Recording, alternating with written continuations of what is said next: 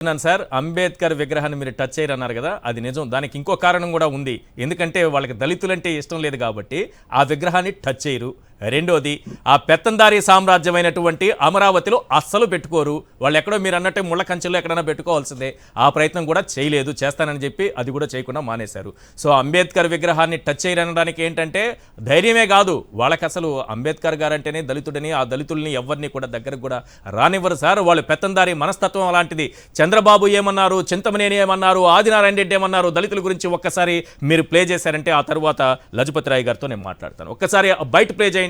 చంద్రబాబుకి, చింతమనేనికి, ఆదినారాయణ రెడ్డికి, వీళ్ళ టీడీపీ నాయకులకి, రామోజీకి, లేకపోతే పేరు కూడా పలకరాని, పలకాలంటే ఇష్టం లేని కుర్చీ కింద కృష్ణయ్యో, మంచం కింద కృష్ణయ్యో ఒక ఆయన ఉన్నాడు. ఆయన ఏదో వార్తలు రాస్తూ ఉంటాడు, ఎవరు వినని వార్తలన్నీ ఆయనే వింటారు. వీళ్ళందరి పెత్తందారీ మనస్తత్వాలు ఎలా ఉంటాయనేది ఆ 3 బైట్స్ ద్వారా మనకు అర్థమైపోతుంది. ఒకసారి ఆ బైట్ ప్లే చేయండి ప్లీజ్. కులంలో పుట్టావు నీకు తెలియదు, నువ్వు పుట్టాలను కోరుకున్నావా? ఎవరు మాత్రం ఎస్టీ కులంలో పుట్టాలను కోరుకుంటారు? డబ్బులు లేకపోతే అందరూ కూడా సంపన్న వర్గాలనే పుట్టాలను కోరుకుంటారు. లేదంటే అందరూ రాజుల కులంలో పుడితే రాజ్యాన్ని ఆలోచన అనుకుంటారు. రాజకీయంగా మీకు గుర్తుపెట్టుకోండి ఒకటే, మీరు దళితులు, మీరు వెనకబడినటువంటి వారు, మీరు షెడ్యూల్ కాస్ట్ వారు. రాజకీయాలు మాకుంటాయి, మాకు పదవులు, మీకెందుకు రా పిచ్చమన్నా కొడుకులాగా కొట్లాట. ఈ సమాజంలో వెనకబడేది ఎవరు అంటే ఎస్సీ ఎస్టీ.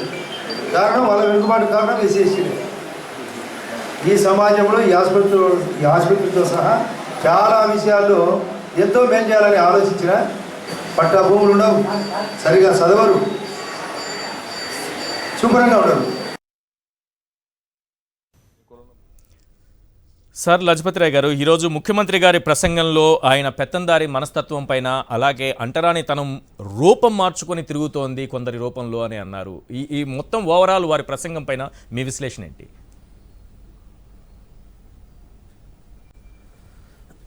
నమస్కారం అండి. నమస్తే సార్.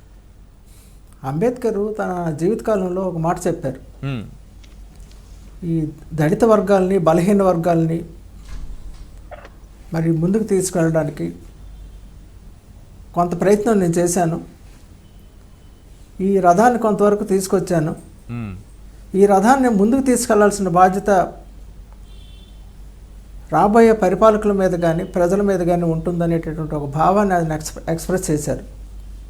ఈరోజు కానీ మనం చూస్తే ఆ రథాన్ని ముందుకు తీసుకెళ్లేటటువంటి బాధ్యత మన గౌరవ ముఖ్యమంత్రి గారు జగన్మోహన్ రెడ్డి గారు ఆ బాధ్యతను తన భుజస్కంధాల మీద వేసుకున్నారు అనేటటువంటిది నా అభిప్రాయం. ఎందుకంటే ఇంతవరకు దేశంలో ఏ ముఖ్యమంత్రి కూడా మరి అంబేద్కర్ భావజాలాన్ని పూర్తిగా అర్థం చేసుకొని మరి నిజమైనటువంటి పద్ధతిలో నవరత్నాలు అనేటటువంటి సంక్షేమ పథకాల ద్వారా ఆ సంక్షేమ అభివృద్ధి కార్యక్రమాలుగా మనం చూస్తే ప్రతి పథకంలో కూడా ఈ పీడిత ప్రజలు, పేద ప్రజలు, దళితులు, ఎస్సీ ఎస్టీ బీసీ వర్గాలు, వీళ్ళకి సంబంధించినటువంటి పథకాలు, సమాజంలో పేదరికంలో మరి ఉండిపోయినటువంటి పరిస్థితిలో ఉన్నటువంటి ప్రజలు, వీళ్ళ సంక్షేమాన్ని ఆశించి వీళ్ళ సంక్షేమం కోసం రాష్ట్రం ఆర్థిక పరిస్థితి రాష్ట్ర విభజన వలన కొంత సమస్యలు ఉన్నప్పటికీ కూడా దానిని కూడా లెక్క చేయకుండా పేద ప్రజలు కడుపు నిండా వాళ్ళు సంతృప్తిగా వాళ్ళకి అన్నం దొరకాలని, వాళ్ళకి కావలసిన వాళ్ళ పిల్లలకి ఆరోగ్యంగా ఉండాలని, వాళ్ళ పిల్లల చదువులు బాగా చదువుకోవాలని, ఇలాంటి భావజాలంతో ఇది పూర్తిగా అంబేద్కర్ తాలూకా భావజాలం. అంబేద్కర్ కూడా ఏం చెప్పారు, మరి ఇక్కడ మనం పేదరికాన్ని పోగొట్టాలి, అంతేకాకుండా ఈ అంటరానితనం, అస్పృశ్యత అనేటటువంటిది ఇప్పుడు ఒకప్పుడు ఆ విధంగా ఉంటే ఇప్పుడు ఇందాక వక్తలు చెప్పినట్లు ఈ అంటరానితనం, అస్పృశ్యత ఇంకొక రూపంలో ఇప్పుడు కనబడుతూ ఉంది. ప్రభుత్వ పథకాలు అనేటటువంటివి పెత్తందారులకు మాత్రమే, వాళ్ళ తాలూకా అభ్యున్నత మాత్రమే, వాళ్ళ తాలూకా మంచిగా అంటే వాళ్ళు ఇంకా ఆ పెత్తందారులుగా చలామణి అవటానికి మాత్రమే ఉపయోగపడే విధంగా ప్రభుత్వాలు సంక్షేమ కార్యక్రమాలు పేరులో అవి ముందుకు తీసుకెళ్తున్నటువంటి పరిస్థితిలో జగన్మోహన్ రెడ్డి గారు పూర్తిగా ఇది పేదల ప్రభుత్వం, నా ఎస్సీలు, నా ఎస్టీలు, నా మైనారిటీలు, నా పేద వర్గాలు, వీళ్ళ కోసమే మరి నేను శాయశక్తిలో కృషి చేస్తున్నానని గత 55 నెలల మరి ఆయన పాలనలో సంతృప్తికరమైనటువంటి ఒక పరిపాలన ప్రజలకు అందించడంలో ఆయన పూర్తిగా మరి సఫలీకృతం అయ్యారని మనం చెప్పాలి. అంతేకాకుండా ఈరోజు సామాజిక మరి న్యాయ మహాశిల్పాన్ని ఆయన ఆవిష్కరించడానికి మరి ఎంత కృషి చేశారో మనకు తెలుస్తూ ఉంది. ఈరోజు రాష్ట్రంలో ఉన్నటువంటి 80% మరి వెనుకబడిన వర్గాలు ఎస్సీ ఎస్టీలు అందరూ కూడా ఒక పండుగ వాతావరణంలో ఆ నిలువెత్తు విగ్రహాన్ని చూస్తూ ఆనందిస్తూ ఉన్నారు. ఒకప్పుడు మెడలు వంచుకొని మరి పెత్తందారుల ముందు అనేక రకాల సమస్యలకు లోనై ఉన్నటువంటి పరిస్థితి నుంచి ఈరోజు అంబేద్కర్ విగ్రహాన్ని మెడలు ఎత్తి చూసేటటువంటి ఆ విధంగా సామాజిక చైతన్యంతో ముందుకు వెళుతున్నటువంటి దళిత వర్గాలు మరి ఈరోజు ఎంత ఆనందంగా ఉన్నాయంటే ఒక బీసీ వర్గానికి చెందినటువంటి వ్యక్తిగా కూడా నేను కూడా చాలా ఆనందిస్తూ ఉన్నాను. అంబేద్కర్ తాలూకా ఆశయాలను పూర్తిగా 100% అమలు చేస్తున్నటువంటి మరి మన జగన్మోహన్ రెడ్డి గారిని మనం అభినందించక తప్పదు.